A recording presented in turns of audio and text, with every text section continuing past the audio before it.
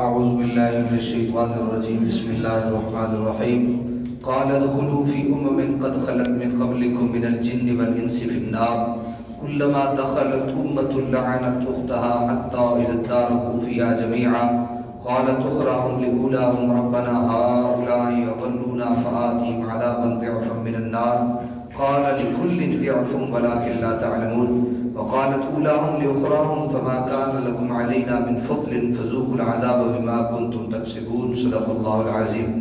آیت نمبر 37 اور آیت نمبر 38 انشاءاللہ آج ہم سماعت کریں گے سورہ الاعراف میں پارہ 8۔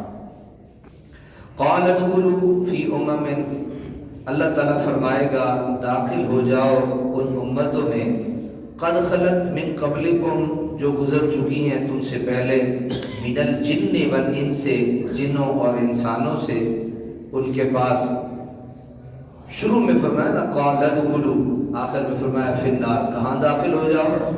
جہنم میں داخل ہو جاؤ ان جنوں اور انسوں کے ساتھ جو تم سے پہلے گزر چکے ہیں۔ کلما دخلت امت لعنت اختها، جب بھی داخل ہوگی کوئی امت تو وہ لعنت بھیجے گی دوسری امت پر۔ جہنمیوں کی یہ عادت ہے کہ وہ ایک دوسرے پہ کیا کریں گے؟ دنیا کی دوستی جہنم میں لعنت کا سبب بنے گی، ایک دوسرے کو لعنت بھیجیں گے۔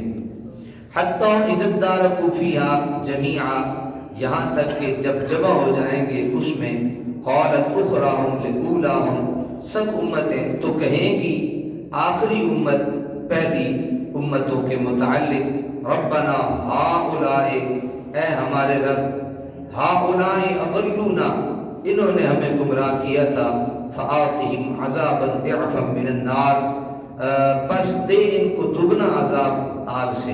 یعنی ہر ایک دوسرے کو کہے گا کہ یہ مورد الزام، اس نے مجھے خراب کیا تھا، اس نے میرے ساتھ یہ کیا، میں تو بہت اچھا تھا۔ ہر دوسرے کو کہے گا کہ یہ بڑا ذلیل تھا، یہ ایسا تھا، یہ ایسا تھا، ان پہ لعنت ہو۔ قال لکل ضعف، اللہ تعالیٰ فرمائے گا ہر ایک کے لیے دوگنا عذاب ہے، تم دونوں ایک جیسے تھے، ولکن لا تعلمون، لیکن تم نہیں جانتے۔ قیامت کے دن اللہ تعالیٰ مجرم قوموں کو حکم دے گا کہ چلو دوزخ میں داخل ہو جاؤ۔ مجرمین کی حالت اس وقت ناگفتگو ہوگی۔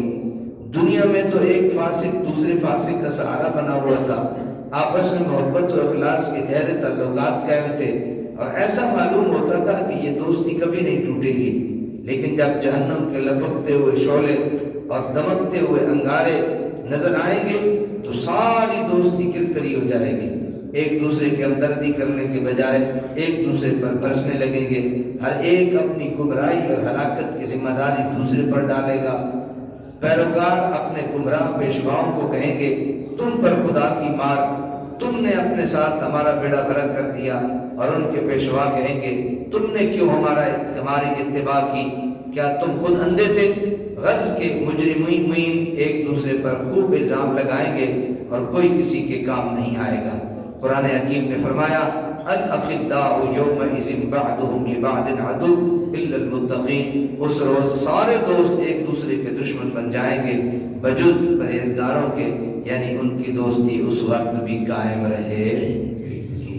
جو پرہیزگاری پہ مبنی دوستی ہے، جو مسجد کی دوستی ہے، جو نماز کی دوستی ہے، جو اللہ اور اس کے رسول صلی اللہ علیہ وسلم کی دوستی ہے، جو خیر کی دوستی ہے، وہ قیامت والے دن بھی قائم اور دائم رہے۔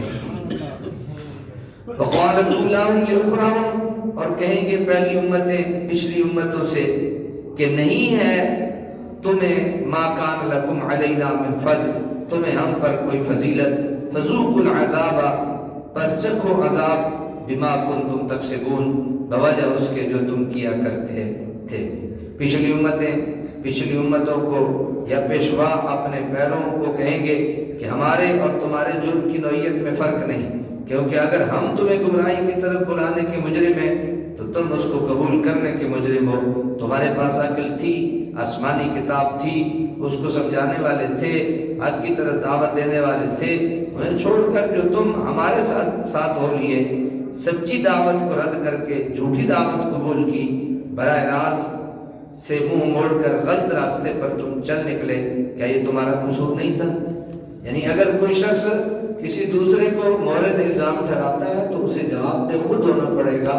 ایسا نہیں کہ ایک بندہ جو ہے وہ کہے کہ میں جناب کسی کے پیچھے چلتا رہا تو یہ درست ہے اس لیے چلتا رہا، تو یہ درستی والی بات نہیں. اگر کسی کو محسوس ہوتا ہے کہ یہ بندہ کچھ کہتا کچھ اور ہے